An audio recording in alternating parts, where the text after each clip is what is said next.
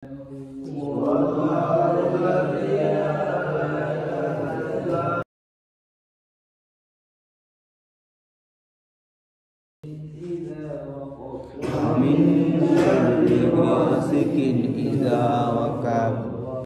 আলাইকুম রহমতুল্লাহি ওয়া বারাকাতুহু।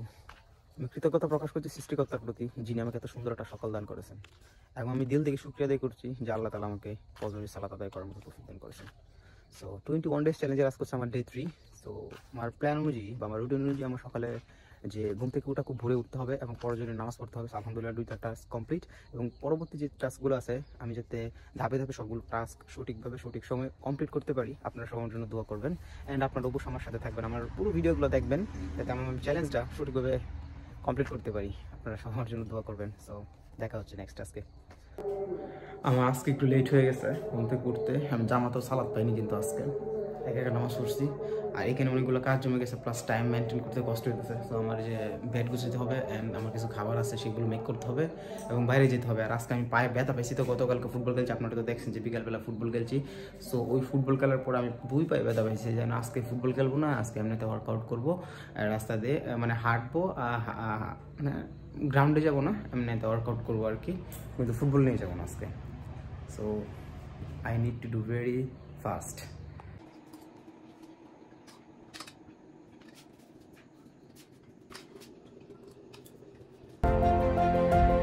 मैं अपने पूरे दिल से आज के इस दिन का स्वागत करता हूं।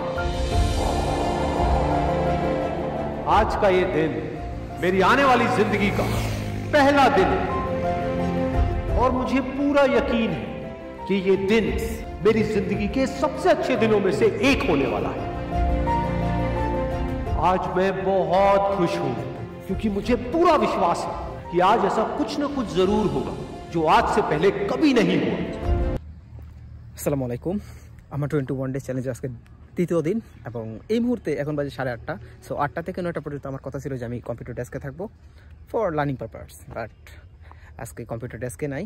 এই রোদ পোহাচ্ছি, রোদের মধ্যে বাইরে দাঁড়ায় আছি, ওইটাই তো আমাদের ঘর, বাইরে দাঁড়ায় আছি রোদের মধ্যে। সো মাঝে মধ্যে ব্রেক নেওয়া লাগে, একটু প্রকৃতি পরিবেশের সাথে থাকা লাগে। তাছাড়া মোবাইলে কাজ করতেছি, মোবাইলের মাধ্যমে কাজ করতেছি, পিসিটা অফ রাখছি কিছুক্ষণ। সো এর পরবর্তী যে টাস্কগুলো আছে, যেহেতু আমাকে আউটডোর ওয়ার্কে যেতে হবে, so stay with us and stay with me for complete this all challenges. So আজকে আমার 3rd day, and let me introduce my one and only brother, cousin Arif. ঠিক আছে, আর যে আরেকজন আছে, আরে দাঁড়া, হ্যাঁ দেখাই, হ্যাঁ এসে আমাদের মোবারক। ঠিক আছে, হ্যাঁ গ্রামের মধ্যে একমাত্র একমাত্র ব্যক্তি, আর কিছুক্ষণ যেত না থাকবে।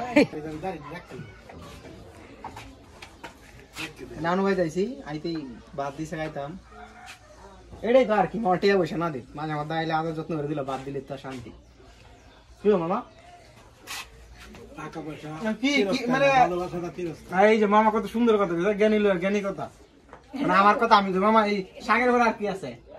বহুত শাক, শুটকি, মামার দিকে ফোকাস করবে না। মুরগি মাংস, দেশি মুরগ, কাওয়ার কত কাওয়া। ঠিক আছে, সেই মাংস আলাদা মজা। স্পেশাল ভাবে একদিন দাওয়াত দেয়, গরু টরু যাওয়া করতেছে, আমরা সদর বলে সবাই করাবো ইনশাল্লাহ। আবার দেখা হবে সামনের সপ্তাহে মামার বাড়িতে, সবার দাওয়াত, সবার না আমার দাওয়াত, আপনারা শুধু দেখবেন। গুড। আরে ধন্যবাদ তোমাকে। ক্যামেরাম্যান আরে, হ্যাঁ আরে বই যে ক্যামেরাম্যান আমার মামার তো ভাই। আরে তুমি সবার বলো যাতে সবাই যাতে আমার ভিডিওগুলো দেখে, সুন্দর করে প্রমোশন করে দেবো। হ্যাঁ কি কই আমার, আর আপনার একজনের সাথে আপনাদের পরিচয় করা দিচ্ছে, সেটা হচ্ছে যে আমার ভাইস্তা উজ্জ্বল ভাই সুডু ফুড। মানে হ্যাঁ যে কি লেভেলের ইন্টেলিজেন্ট, আর কি লেভেলের কি কইতাম, কি কই হ্যাঁ ফুংরাটা তো সুন্দর শোনা যায় না, মানে হ্যাঁ আইলে উঠোটা এই যে হ্যাঁ আগামী দিনের ভবিষ্যৎ, মানে এই বাড়ির টপ লিড দিব। হ্যাঁ আর এই বড়টা কই যে এই যে বড়টা এই যে গেছে গাইডা, আর হ্যাঁ কিন্তু হচ্ছে টপ লিড দিব। ঠিক আছে, সবাই তার জন্য দোয়া করবেন। যেটাই করস না করস, ইন্টেলিজেন্ট হইবে, পড়াশোনা ভালো হইরে করবি। ঠিক আছে, পড়াশোনা করতে না কিছু একটা কোন একটা কবিতা টবিতা ক দি কি পারস তুই, এই তুই নাকি কস। আচ্ছা তুই একটা গানই কর, তুই গানই কর, একটা গান কর, গান কর না রে ক। এই কি ক, এটা বন্ধ, আরে বড় বন্ধ না, তুই ক, এটা তার চালু রে, গানটা কর তুই।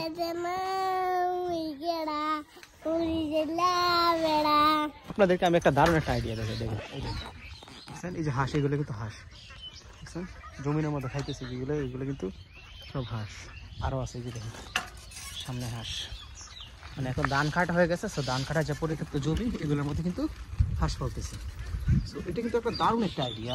এই যে কতদিন পর্যন্ত ধান কাট থাকবে, এগুলো মাঠগুলো পুরো ফাঁকা থাকবে, এই ফাঁকা মাঠের মধ্যে কিন্তু এরকম হাঁস পালা বা এটা কিন্তু অত্যন্ত একটা লাভজনক বিজনেস। তো দেখেন এই হাঁসগুলোর কিছুদিন পরে কিন্তু সেল করা যাবে, মানে মাংসের জন্য সেল করা যাবে। এগুলো বাচ্চা হাঁস, কতগুলো হাঁস সামনে আরও আছে। সো আসলে বিজনেস করার প্ল্যান থাকলে, আইডিয়া থাকলে আপনি যে কোনো জায়গায় বসে কিন্তু আপনি বিজনেস করতে পারবেন। দেখছেন এটা কিন্তু কারো কোনো ক্ষতি হইতেছে না, দারুণ একটা আইডিয়াটা কিন্তু আমার কাছে অনেক ভালো লাগছে। এই দেন হাঁস আর হাঁস দেখছেন, প্রচুর হাঁস। সত্যি আসলে যারা বিজনেস রিলেটেড, যারা বিজনেস মাইন্ডেড, তারা বিজনেস করবেই এবং এনি হাউ তারা বিজনেস তারা করতে পারবে। শুধু পরিশ্রম করতে হবে, সঠিক প্ল্যান থাকতে হবে, দ্যাটস ইট। সেই বিষয়টা ভালো লাগছে, অবশ্যই তার জন্য শুভকামনা। এই যে একজন ভাই দেখতেছি, সে মনে হয় হাঁসগুলো তারই। ভাই হাঁস কি আপনার? এগুলো বয়স আছে কতদিন? 2 মাস। এগুলোরে কি আপনারা কি একবারে ডিম পর্যন্ত ফালবেন নাকি এমনিতে কিছুদিন পর সেল করে দিবেন? গ্রেট আইডিয়া, আমার আইডিয়াটা আমার কাছে অনেক ভালো লাগছে। ঠিক আছে, এবারে কি প্রথম ভাই না আগেও পালছেন? ঠিক আছে, আপনার জন্য শুভকামনা। আসসালামু আলাইকুম। এর আগের ভিডিওতে আপনাদের সাথে হয়তো আমি শেয়ার করছিলাম যে আমার কিছু মুরগি আছে, আমি মূলত মুরগি পালন করে থাকি, কিছু টাইগার মুরগি আছে। সো আর আমাদের এলাকায় ভাইরাসের খুব আক্রমণ করতেছে, অনেকগুলো বাচ্চা, অনেকগুলো মুরগি মারা গেছে আমাদের, আবার হাঁস মারা গেছে, অন্যদের প্লাস আমাদেরও মারা গেছে। তো এই বিষয়টি নিয়ে আমি চিন্তিত। আর আমারগুলো যদি একটা ঘরের মধ্যে পালতেছি, তখন আমারটা মরা নেই ভাইরাসের কারণে, বাট আমি যাতে এটা থেকে আগে থেকে সুরক্ষা থাকতে পারি, এই জন্য আমি চলে আসছি হচ্ছে আমাদের হসপিটালে। এটা হচ্ছে আমাদের আপনার ভেটেরিনারি হসপিটাল, পানি সম্পদ হসপিটাল। সত্যিকার অর্থ বলতে এই হসপিটালের যে সেবার মান অনেক উন্নত। আমাদের মানব সেবার হসপিটাল থেকে পানি সেবার হসপিটালের মান অনেক উন্নত। স্যারদের ব্যবহার, ডাক্তারদের ব্যবহার অনেক ভালো, অনেক উন্নত।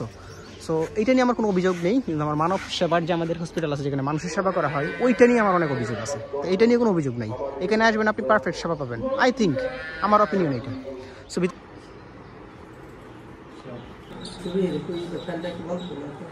সো আমি কিন্তু আপনাদেরকে আগেই বলছিলাম যে পশু হাসপাতালের যে স্যার আছেন, সার্জন, ওনার কিন্তু বিহেভিয়ার অনেক সুন্দর। ঠিক আছে, ওনার বিহেভিয়ার অত্যন্ত ভালো। সত্যি আমি ওনারা দেখলে আমার অনেক ভালো লাগে, মানুষটারে, এই লোকটা অনেক ভালো লাগে। আরেকটা জিনিস লক্ষ্য করছেন আপনারা, যে উনি যে ফোনটা ইউজ করতেছে, ফোনের বটনগুলো কিন্তু একটা ভাঙা ফোন ইউজ করতেছে। যদি উনি একটু সরকারি কর্মকর্তা, ভালো পর্যায়ে একটা সরকারি কর্মকর্তা, ঠিক আছে, যেহেতু ওনার সিগনেচারে শক্তিত হয়, তো ওনার গ্রেড কিন্তু ভালো। এইরকম একজন মানুষ যে একটা সেরা বাটন ফোন নষ্ট বাটন ফোন চালাইতেছে ভাঙা, সত্যি ওনার মানসিকতা অনেক সুন্দর, উন্নত। সো আমি আই হোপ প্রত্যেকটা সরকারি কর্মকর্তা যদি স্যারের মতো হইতো, সত্যি সরকারি কর্মজীবীদের প্রতি আমার যে একটা ক্রোধ আছে, এটা থাকতো না। সরি, বিষয়টা আপনারা নেগেটিভ দিক দিয়ে নিয়ে আন না, এটা পরে একসঙ্গে বলবো না। আর হাসপাতাল ভালোই, স্যারটা ভালো, তবে রেজিস্টারে যে ম্যাডামগুলো আছে, সো ওনারা অনেক ডিমান্ড দেখায়। যদিও ডিমান্ড দেখানোটা ওনাদের অধিকার, মহিলা মানুষ তো সরকারি চাকরি করে, ডিমান্ডটা থাকবেই। All over good. আমাদের পানি সম্পদ হসপিটাল নিয়ে আমি খুশি।